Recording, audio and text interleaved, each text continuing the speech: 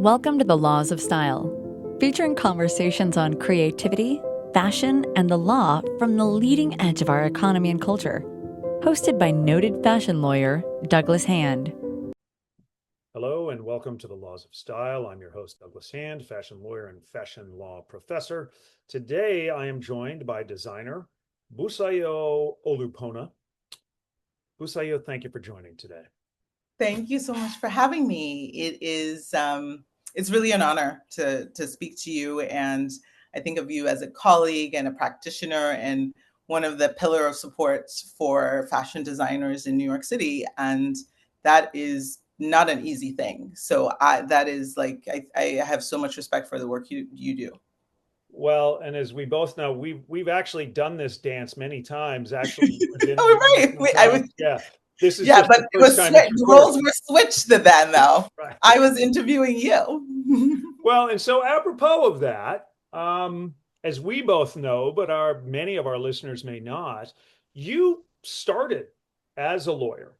We actually both went to NYU Law School, which is the greatest law school on the planet. Absolutely. But what led to the transition to fashion? I was at Clary Gottlieb. So straight out of NYU Law, class of 2005, I went straight into legal practice like you often do. And I had a problem that needed to be solved, which was I loved colorful clothing, but I also needed colorful clothing that was appropriate in the workplace. I loved, I think Diane von Furstenberg was my design, inspiration. She's literally one of the pillars. And the thing with her is that she allowed women to look professional and colorful and pretty, and yet this liminal space that is just magic, and you know it when you see it. And so I wanted an African version of that, and I wanted it for me that spoke through my point of view and my way of seeing the world.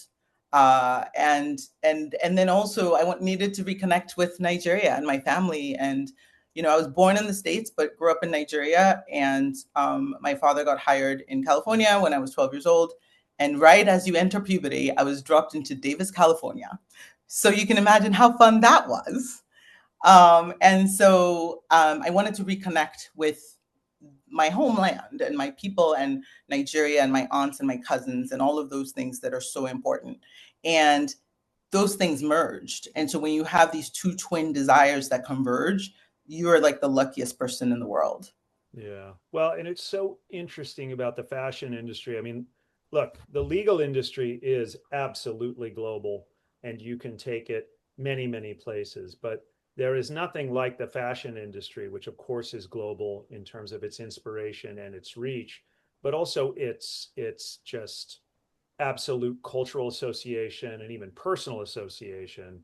And so even with that very auspicious start, because Cleary is, as the lawyers listening in know, no joke in terms of a firm, to make that pivot was of course, something that you obviously thought long and hard about. So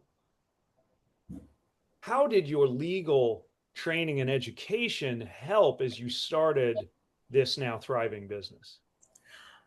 I always say that the way it helps that I find most fascinating is that if you think about how do we learn as lawyers, the Socratic method, right? The constant questioning that you are subjected to as a first-year law student. And it can be traumatizing at the time, but it keeps you on your toes, right? And it keeps you ready to anticipate the next question after that, and the next question after that. And so what does that have to do with fashion?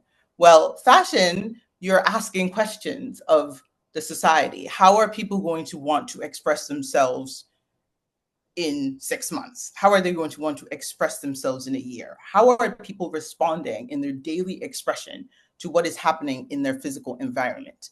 I mean, it's unfortunate that those of us in the world of aesthetics are not given the same, respect as a branch of philosophy. But frankly, fashion is the singular way that every single human being can express themselves daily on a consistent basis and tell who they are through their clothing, right? And who they are not, right? So for me, how has law helped? It's very difficult for me to parse it out, but I think it's helped in every single facet of this business. You also, one of my favorite professors, Professor Scott, New York, NYU Law. I don't know, did you have Professor Scott? I did not have Professor Scott. Right, but she's a legend. Yeah, no, for corporations, right? Yes, exactly. Corporations and contracts. I had her for contracts. And the first day of contracts, she says, litigation is expensive. Okay. So yes, all of you are training to be a lawyer, but do everything you can to avoid lawsuits, right? So the way you speak to people really matters.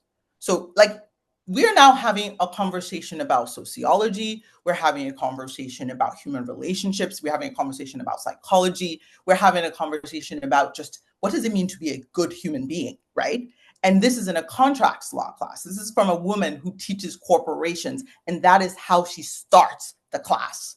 So if you, and I think a lot of fashion designers, if they want to hear what I am saying, read between the lines. You have to understand human psychology. You have to understand all of these things to be able to be a good corporate steward. They're inherent, they're all connected. So if you are the designer at the top and you are not a good steward of your people and you don't understand human psychology and you don't understand what it means to motivate and what motivates people, then we wonder why we are having all the problems that we're having. Yeah. So NYU, it's an intractable. The legal education is intractable from my fashion work, and I think it's been it's not an advantage. It's just a major add. Yeah. Yeah. Well, you are unique in many ways, and this is yet one of them as well, to have achieved that level of learning in the law and have practiced and moved that into another realm. But let's talk about Busayo the brand, Busayo the product. You utilize hand-dyed Nigerian prints, textiles to a significant degree in your design. So tell us about your use of those techniques and how those have become, whether that was intentional from the outset or it just the consuming public has associated that now completely with the brand. Yeah. That was what was intentional at the outset. Was I started learning this tradition called Adire, which is to tie and dye. So this is 2013. This is a technology that we've been doing for hundreds of years. So I'm just joining, my great grandmother was Mama Alaro. She was a dyer. That's, so the Alaro means dye. It means indigo. Alaro means indigo. But the people that work in indigo dyeing, that's their name, right? That's what they call them. And so I'm just joining this chorus of those that came before in the beginning. But I knew that I was fascinated by the craft. I was absolutely fascinated by the craft. And then it's just a tool in my hands to tell the story that I want to tell. And so if I want to tell a story of spontaneity, if I want to tell a story of spunk, then I might do it through the splashes that you see in a lot of my work or the drips, right? I'm also a student of Jackson Pollock and Cy Trombley. Like those are also, because I am both Nigerian, but I grew to humanhood in America. And so my influences are vast because that's what I've consumed. So, sort of contemporary American art is a huge source for me, And so I'm just trying to allow women to tell more complicated stories through their clothing. Fashion, we can often be in these pillars of, beige and this is the classic. She has a classic white tee, she has a boyfriend tee, she has the boxy top, with these things. And I think women's way of communicating and telling stories with their clothing is much more nuanced than that. Some days I want to be a little punkish, and I want to be able to give women an opportunity to do that in my clothing, right? Like, so if I'm having a punk day, I want to give my version of that in my clothing, if that makes sense. If I'm having a demure day, right, there's an option for that too, so that there's more. And then I think there's a color binary in fashion where it's like, or a print binary, either you're a print brand or you're not a print brand. And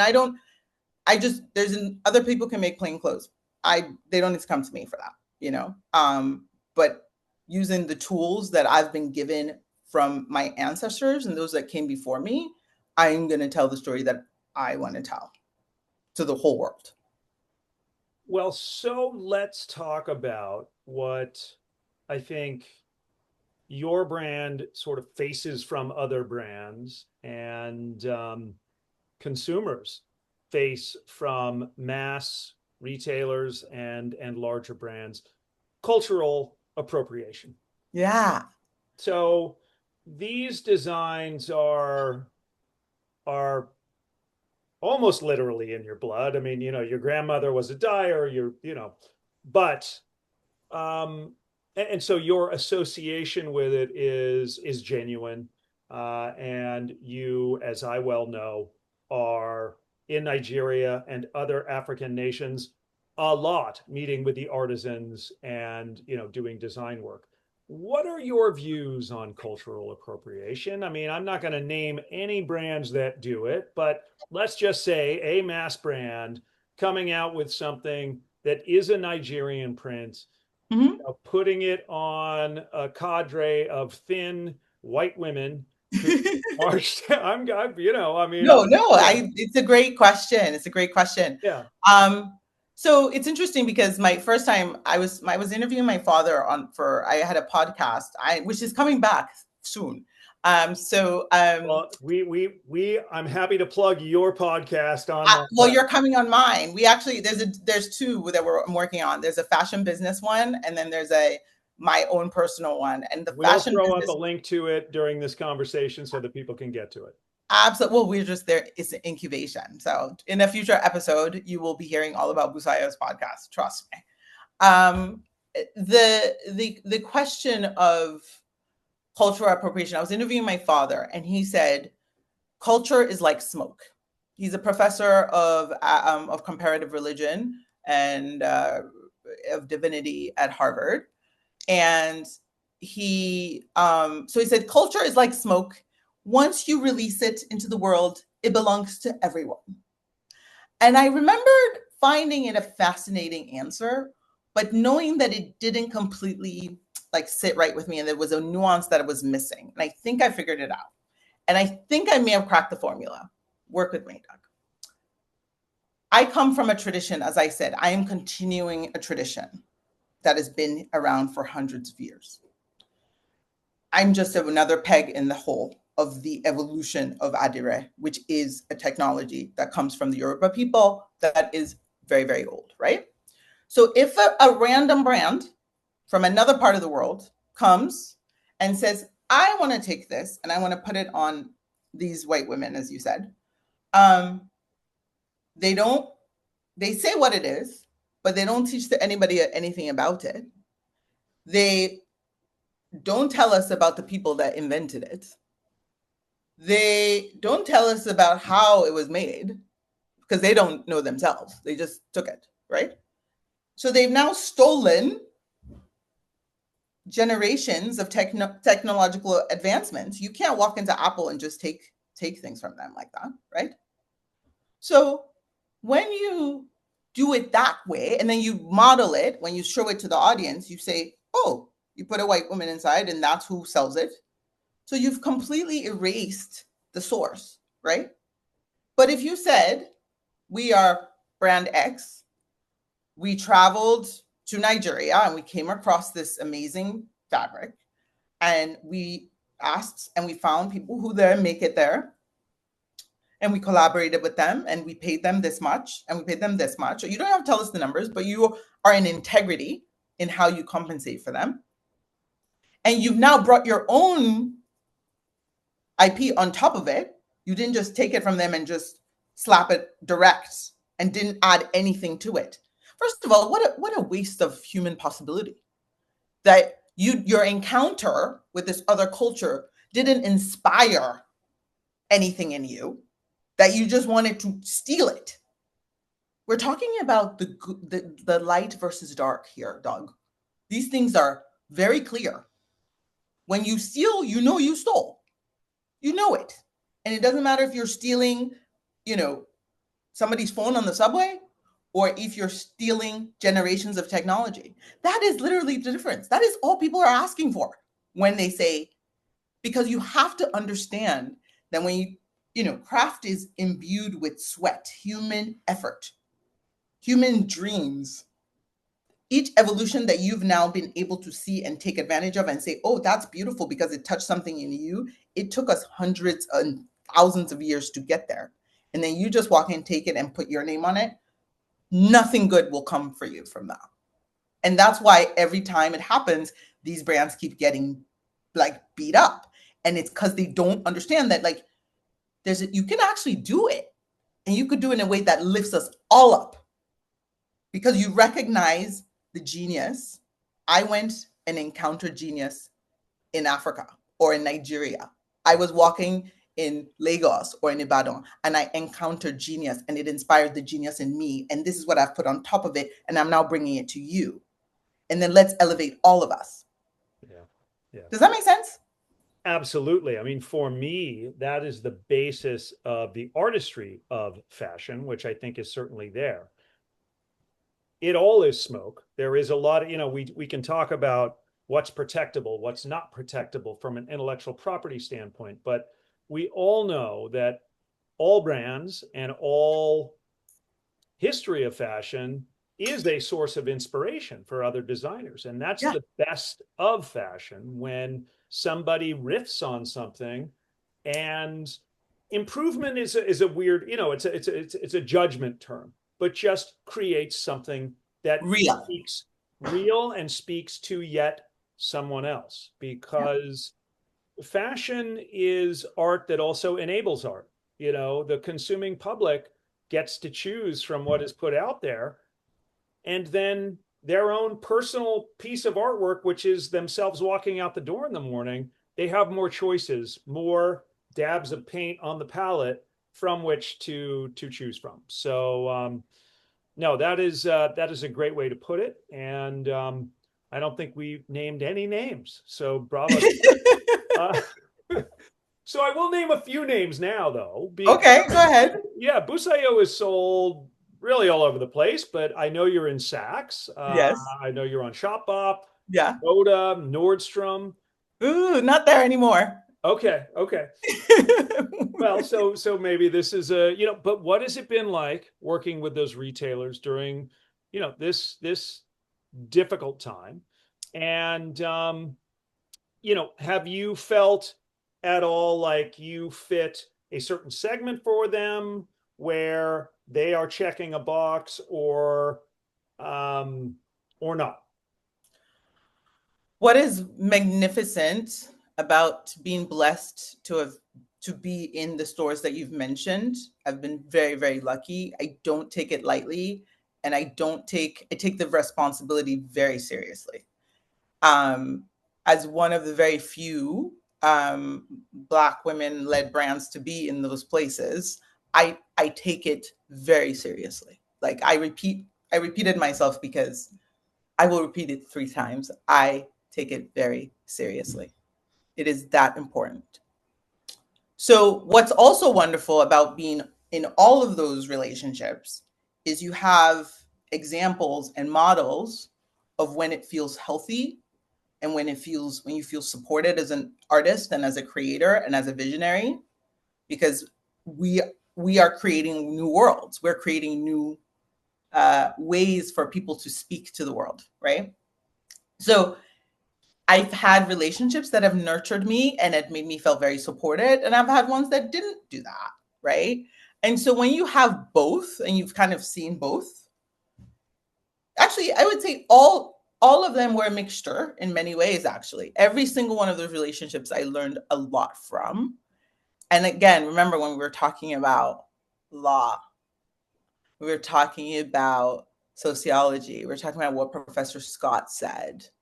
So these are the values that have underlined my relationship with all of them, including Nordstrom, that we're not at anymore.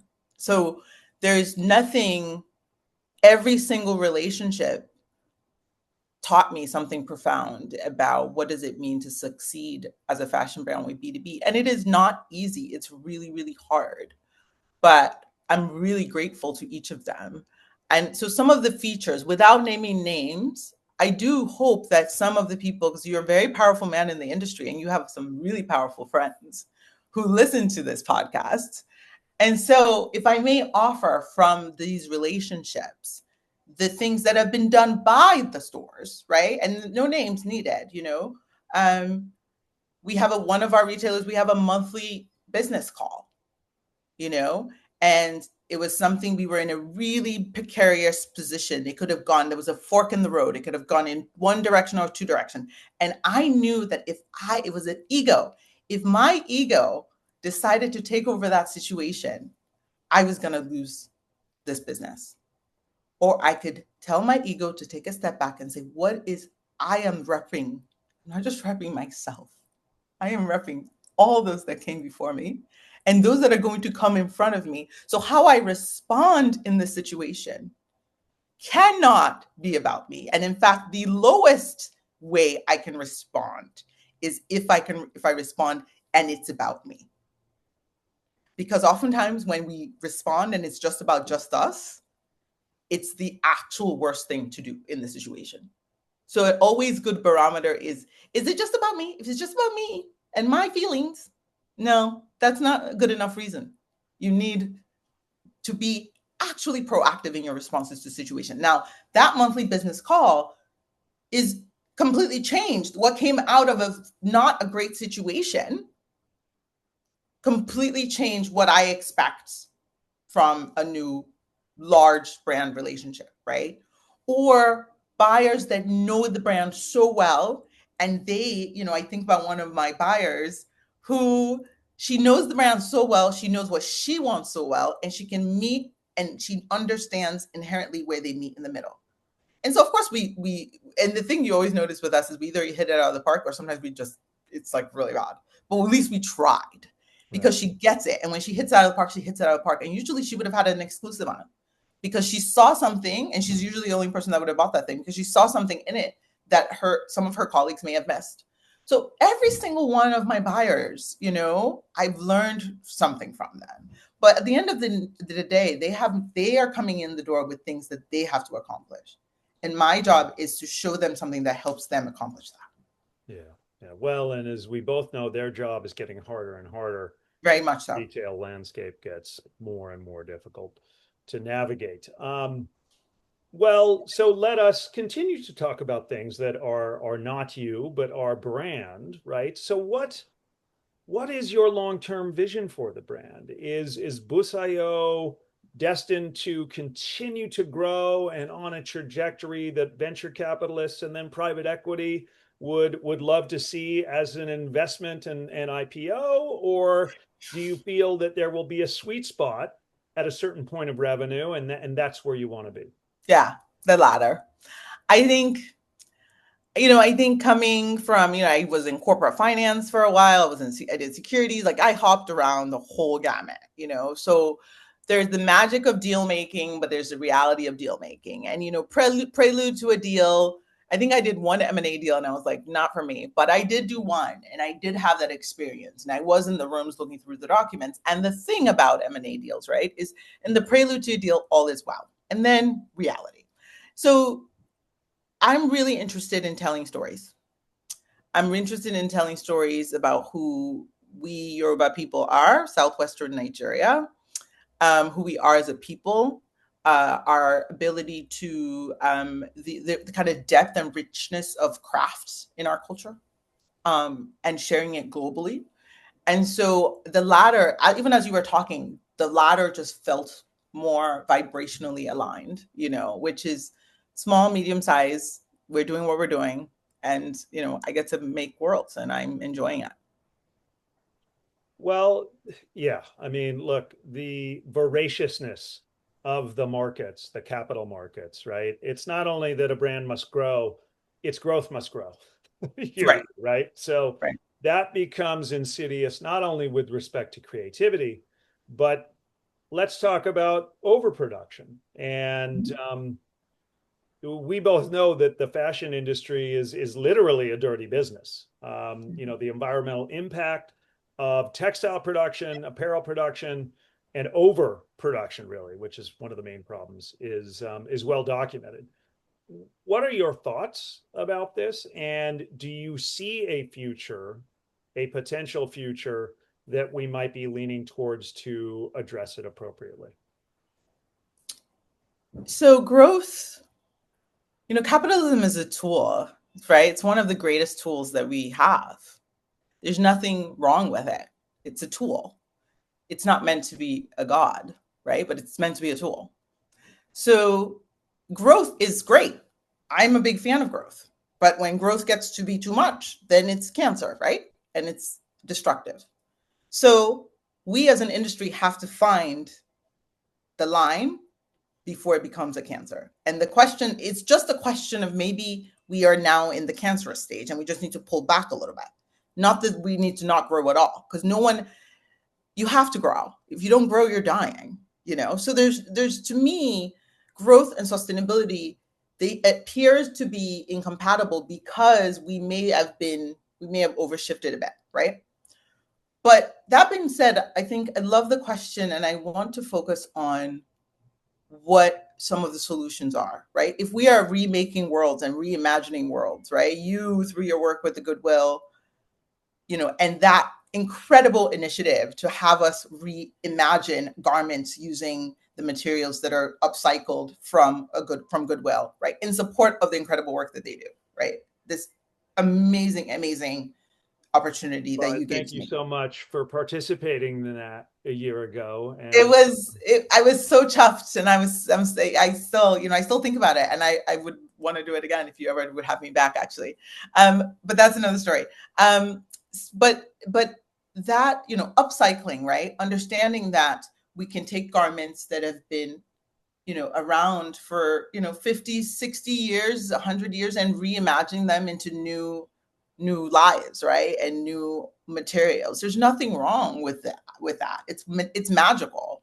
Or, can we innovate and develop new materials? Can we innovate and figure out how we can, get plastic out of landfills and turn them into rubber shoes, or all of the great things that is happening with sustainability.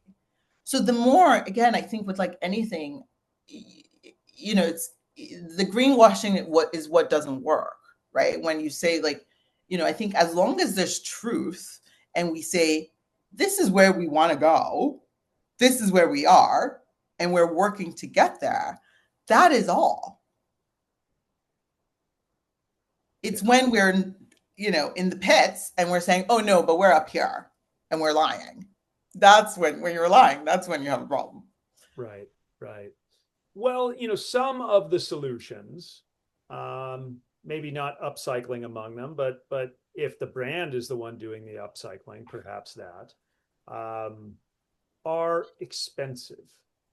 So how do you respond to the claim from some that sustainability is really a luxury most consumers can't afford, and it is almost inherently elitist to point to people who buy $6 t-shirts and shame them when they can't afford the $85 or $185 Stella McCartney t-shirt? I mean, they're probably right? Like it is not, we've determined that we need to have, season after season after season. So that person that probably already has a t-shirt should want another t-shirt in 3 months. And so that's the growth framework, right? So it's all frames, right? So in the growth framework, where it's just hyper growth and we're just going to keep growing, if we don't ask a new question, which is, do you need another t-shirt? Then the guy with this $85, removed pulp t-shirt, and the guy with the $6 t-shirt that he bought at Walmart that's full of polyester or whatever, whatever, not great material for the earth, right? Both of them get a right to their t-shirts. We have to ask new questions. Yeah. No, it's but does that make sense? Like no, as an absolutely. Industry? Yeah, absolutely. I mean, and in one of my it used to be my ready answer was, well, then you should shop thrift, you should shop Goodwill, you should shop Salvation Army. You can find $6 t-shirts there that, are gently used. But I understand through saying that in various audiences, but that is triggering for some people. For some people, the notion of having to buy something used and being told, well, that's where you should go, Yeah. is triggering and is, perhaps not the best answer. Yeah. It's interesting. When I was younger, did not like the idea of thrifts. I remember when we first came from Nigeria, that's what my mom could afford. And she, my dad, we just, came to a new country, 4 kids, and, was like assistant lecturer at the time. And, it was a tough time. And she would buy our clothes because, winter, we didn't know that it got cold in California. We thought it was like warm. And so she had to go like buy all these coats. And I remember she bought me a new coat and I was like, it's used. I didn't want it.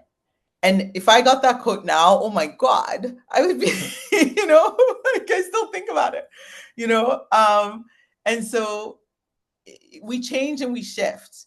But I do agree that I think if the guy with his to $85, if we decide that every 3 months he gets a right to a new t-shirt, then the guy with his $6 t-shirt also gets a right to his t-shirt. That's what I believe. Yeah. Yeah. Well, for Busayo, do you track the production path of your garments? And if so, how do you do that? Yeah. And how do you think that this disclosure, pardon me, aids the consumer? So many ways, right? Because I started, so I remember at the top of this conversation, I said, one of the reasons I started is because I wanted to reconnect to Nigeria. So because there's that alignment of like my own desire and, the mission, it's wonderful. So I'm in top of season. I'm in Nigeria, like every year. And then I think this year I'll probably go maybe 4 or 5 times. Like, so it's a place I love. I'm an American. I also sometimes feel like I'm a Nigerian. I go back and forth. It depends. So I think the opportunity to pick the garment, to design. I draw a lot of my designs and prints. I draw, not all of them, but some of them. I watercolor them out. And so I want to be able to show what I want to make and how I want it made. And I want you to design it here and put this here. And this is so we'll start from a design of mine and a drawing of mine. My preference is to have painted it out fully. And then said, let's create this in Adire, right? So because there's just an expertise that comes from artisans who've done this for a long time. But the science, because I studied it, I understand the way color need to goes on the garment. So we talk through the making of that particular piece. Then it's made. Usually sometimes I'm not able to do it all the time, but I used to, like at least the first time we make something, I always like to be there when we first make it so that we can make it together and I can tell you what I want you to make.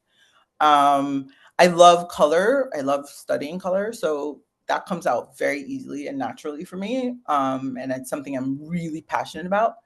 And so that is the art. That's the crafts. That's the artistry. So that's what I love. So that part is easy. It's everything else that's hard. And then, of course, the designing and fitting and being like all of that is just the best. Like those times I spend designing there is like the best thing. And how that does that help with that disclosure help the consumer? Oh, so many ways. In terms of like the cultural appropriation question, which a lot of people have, they can always ask me. It's something I love to talk about.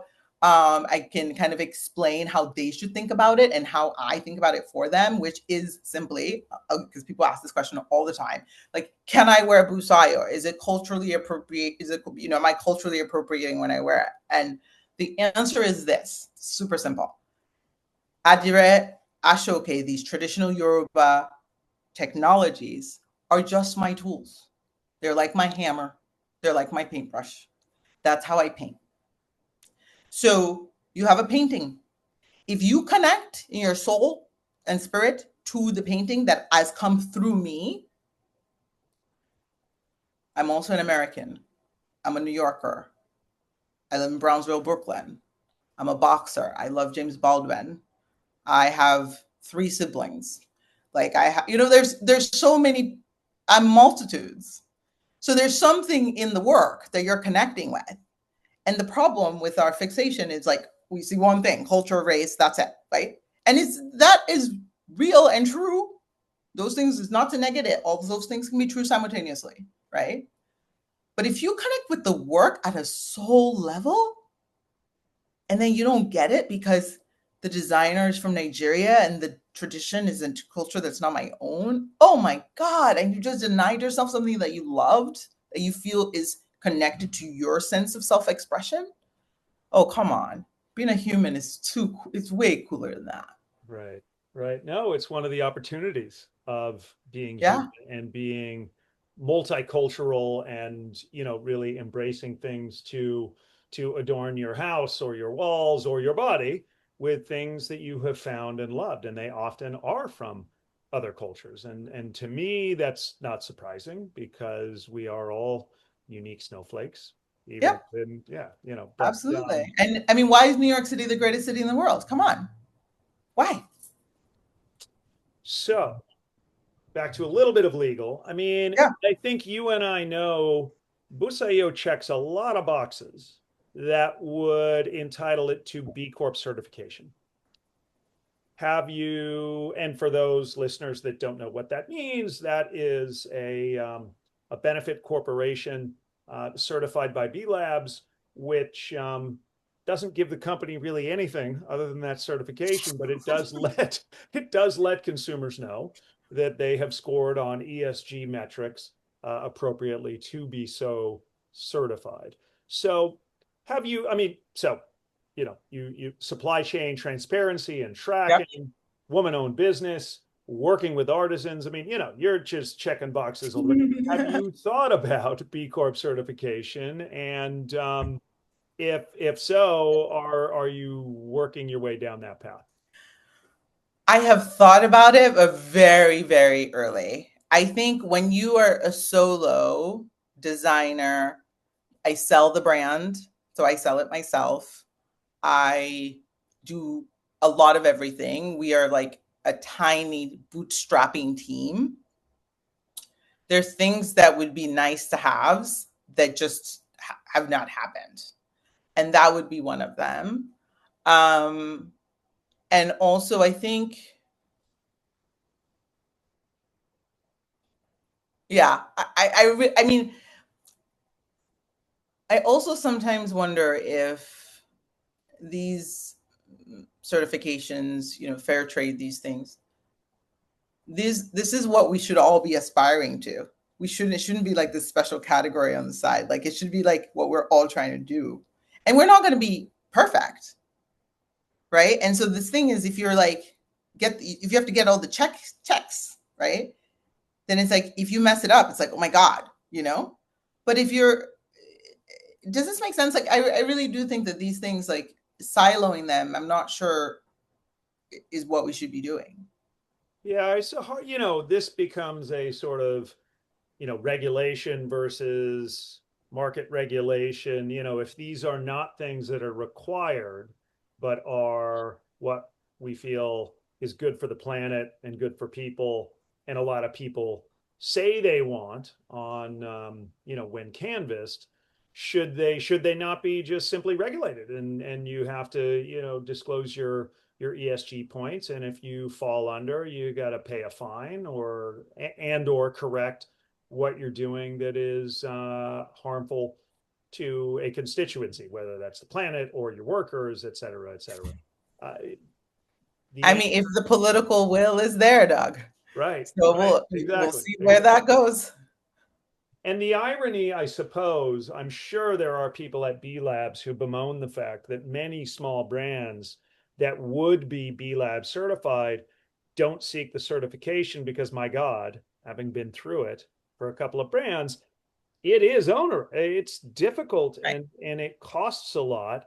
And I mean that with no disrespect to B Labs. I love what they are doing. And I don't think you can do it any cheaper. I mean, it Yeah. just is a lot of documentation to actually show that you are doing what you say you are doing, and not just avoiding by greenwashing. But hopefully with technology, we will have cheaper ways to verify things like that, that'll make that more available to startup brands. Okay, so fashion is glamorous, right? I mean, you came from a big law firm. People think of, oh, she's a fashion designer. She's mixing with stars and models. One, do you agree? And if so, what are some of those moments that were just surreal where you were like, God, Um, I'm dressing this person? And then the flip side of that, what's the day-to-day reality that we all know, which is not mixing with all of those people, but just dealing with the day-to-day of your business? so okay, so I love this question. I love this question because the the way it starts, which is the glamour, is literally whenever I just laugh when I think about the glamour of fashion. So one of my first mentors, who taught me a lot about the fashion business, her name is Mercedes Gonzalez. She said to me, fashion is no different than selling this cup. No, this cup is too pretty, actually. I'm gonna put this cup down. I'm gonna bring this cup. I'm gonna bring this cup. Yeah, that cup. That cup. She's like, you are selling that. That's what you're selling. So everything you need to do to sell that cup well, you need to do to sell the clothes well. And what do you need to sell that cup well? You need to pack the cup. You need to make the cup doesn't break. You need to go set up a possible, maybe successful thing, maybe not successful thing that maybe somebody who wants to buy it might want to see it and want to buy that cup, right? That is the job. That is the job. The job is to design and do that, right? That's the job. So if you forget that that's the job, good luck. So to answer, I will say all of that to say, I am grateful that I was taught by her, and that because of the age I was when I started from fashion, and having been at Clary Gottlieb and been trained at a certain level to know what questions to ask, to know, and then even, and my time at EDC taught me a lot. I learned so much at EDC that's relevant to this job right now. So as long as I don't forget that I am a worker, if you have to sleep at Clary Gottlieb, okay, yeah. And just also the way I was raised, thank goodness, I've worked since I was 16. So there's nothing anybody would do in the business that I won't do. And I think that's important. Again, back to Professor Scott, sociology, psychology, all of these things. In terms of surreal glam moments, though, there has been a few. I would say the most number one is Madonna wearing Busayo in October 2020 or 2021. That her album Bedtime Stories was a significant salve for me when I moved to this country from Nigeria, and was really dealing with a lot of bullying and a lot of really difficult times. And that album got me through. And so to have this woman who was such a significant of my childhood, who showed me what was possible, who allowed me to dream, to have her wear my clothing, that was massive for me. Dr. Angela Davis is another one who I love her work. I love her work. Oh my God, I love her work. And to have her, and I was like, you know what? We've never seen her in a jumpsuit. I want to see Angela Davis in a jumpsuit. And so when they pulled, I was like, please put her in this jumpsuit. So I got to create something I wanted to see. So that magic. And then there's so many regular women that are not famous. A woman who's 85 who sent me a note and said, thank you for making clothing that those of us that are this age can wear and feel beautiful in. She's a blonde 85-year-old grandmother. who gets to feel stunning at her grandchild's graduation. Absolutely. What awesome gift I've been given. Well, you give and then you get, for sure. Yeah. So, how about your style inspirations? My own personal style or design style? No. Your personal style. Oh, my personal style when you inspiration. were growing up, or even now, Yeah. who is it or was it that you just said, "Wow, I want to channel that style," or "That's my spirit animal," or the Well, right now, it's changing at this moment. I think it's feeling more like I went to Berkeley undergrad and I always was like, oh, what's going on? Like this hippy dippy thing, I don't get it. And now I do. So I'm going through like a little hippy dippy phase right now with my personal style. But in terms of people that have inspired my style, I mean, Diane von Furstenberg, both personally and as a designer, for sure. She just like, there's a thing in her work that like I can still feel that excitement, this is like 2010, 2011, 2012. I think Nathan Jensen years. Then the 70s, I would say Jimi Hendrix right now Jimmy is like a huge inspo right at this moment. James Baldwin has always been an inspo for me. it's a shame that so many of us haven't seen the way these avatars dressed. Before online and social media, James Baldwin slays the way he presented himself, but so few people have actually seen photos of him. Yeah, exactly. And even me, like I love Jimmy. And then the other day I realized I'd never heard him speak. And I listened to an interview on YouTube and I was like, whoa, like my God, that mind, right? And young people, it's so I love that they love TikTok, but I'm like, do you know what the greatest TikTok is? Like the history, like the people that have come before, right? Like they're talismans for us, and I really, so my own personal style is constantly evolving. Some days I like just want to wear sweats, because I want to feel, connected to like earth, and I want the things that feel around, like I want everything to kind of be like beige. I have those beige days too, I'm just like everybody else. I have my beige days where I literally just want to wear like a sweatsuit and don't want to wear anything else.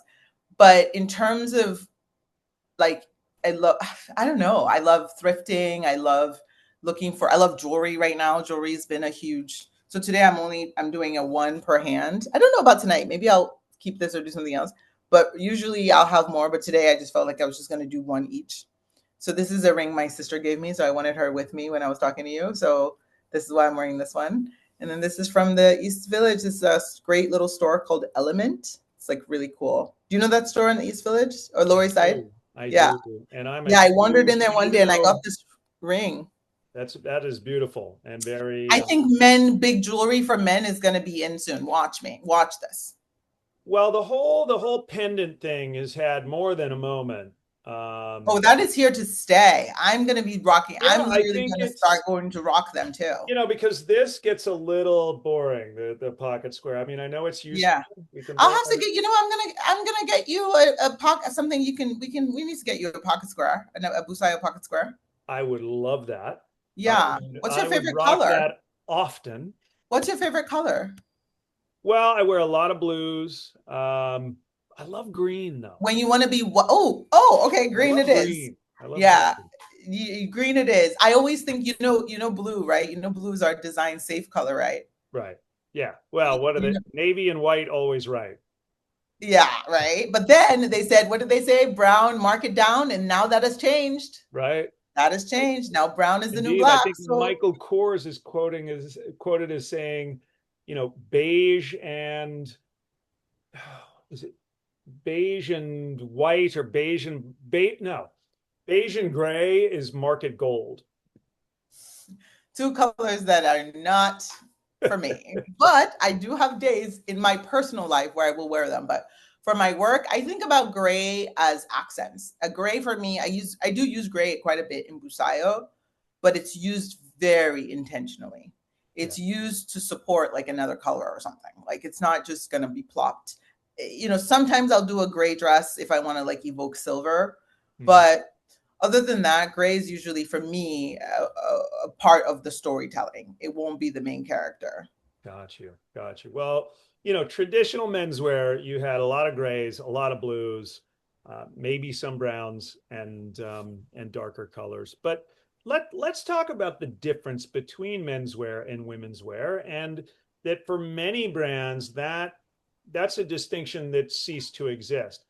Do you think that unisex or sexless fashion is here to stay, or do you feel like it is something that has had a bit of a media moment but is a flash in the pan? My personal style at the moment, like I'm wearing a jacket that I actually made for a man, and I just wanted shoulders was what I wanted to give you today. That's what I wanted to get. I was like, Doug is going to get big shoulders. He's going to get shoulder pads. He's going to get like vision power, right? So what I'm going to do to project that, because we speak through our clothing, and our clothing, it works outside out and inside in, right? Like as I put it on inside out, I feel more confident. I feel like I get to project what I want to project to you. So clothing is really beautiful because it's this like beautiful symbiotic conversation that you're having with yourself, and how you want the person that you're speaking to see you, and what you want to tell them about who you are, right? So I think that if you'd asked me, a month ago, I don't think I would have answered this way. I think the binary is really, I think that what folks are getting at is the binary is not always so binary, right? So there are periods in my life when, I have to build Busayo. I have going into, a meeting or a negotiation or something. So there's a part of my personality that has to be in the forefront. And there's a part of my personality that gets to recede, right?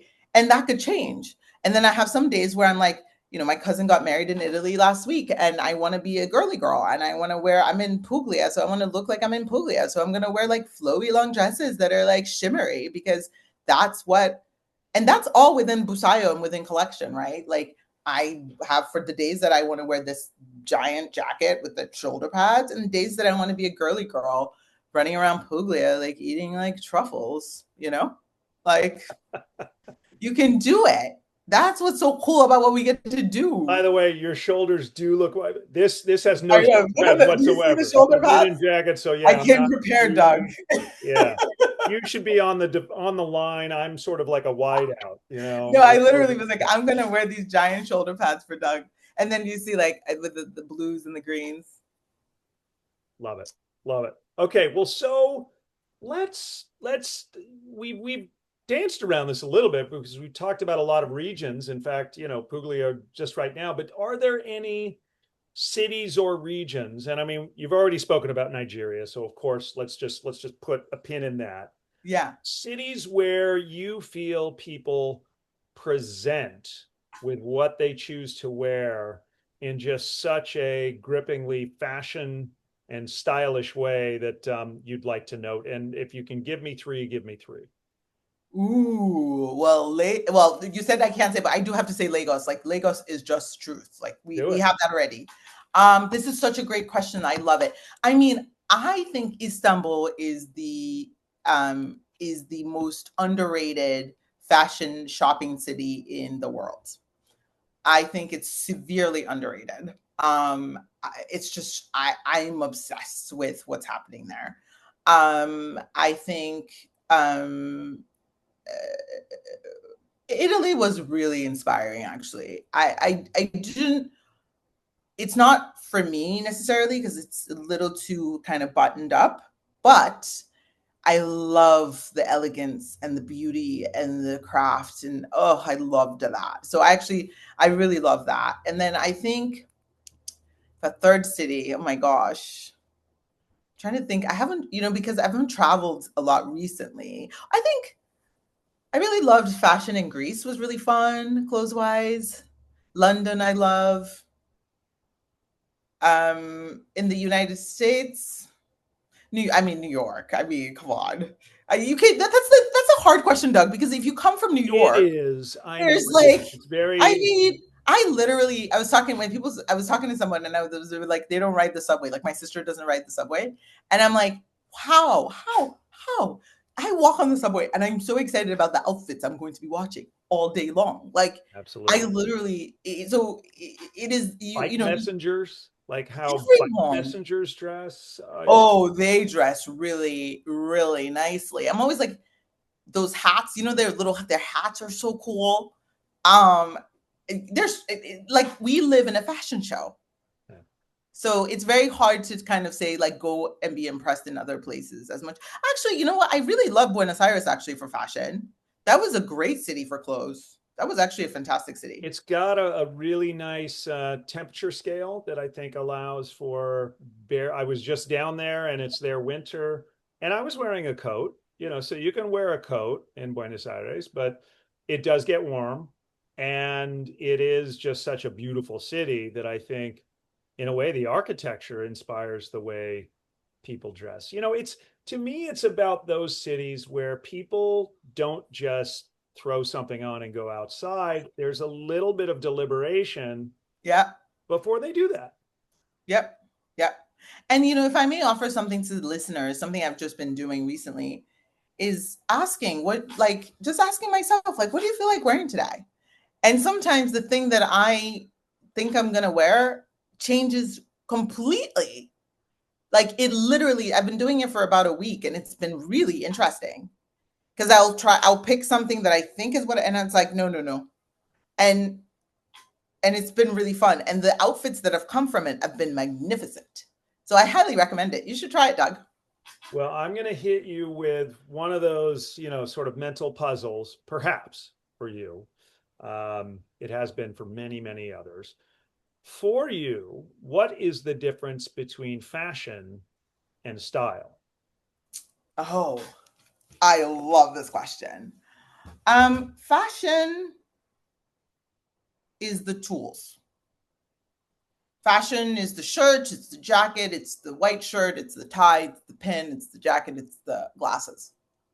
Style is how you curated that and put it together to serve some Clark Kent, some Bruce Wayne, some oh God, who am I thinking of? Walter Mondale? Is it No, not Mondale. What was he? Was a newscaster. Like you're serving. Walter Cronkite? Thank you, Walter Cronkite. Oh, okay. You're giving us but yeah. What I was shuddering when you said Mondale. Mondale. No, not Mondale. Walter Cronkite, like that wisdom, right? That assuredness, right? Because in your role as an attorney in a business where people are putting their livelihoods in your hands, they have to feel safe with you. You have to have some authority that you have to project. And so those things, the jacket, the pin, those are just the tools in your toolbox. And then you put them all together so that you can communicate all the things that you want to communicate about the type of lawyer and the type of experience that you want them to have in your presence. Yeah. And that's the difference. Yeah. And it is a complicated, but I think, very interesting mental exercise to go through as you get dressed. A lot of opportunity there.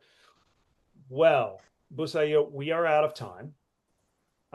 Thank you so much for joining us. Thank you for having me. And listeners, thank you for tuning in. And thank you for tuning in.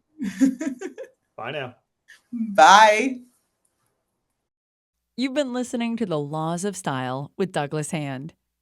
For more information, go to our website at www.hballp.com. And you can also follow us on Instagram and Twitter at Hand of the Law. Thank you for tuning in, and stay stylish.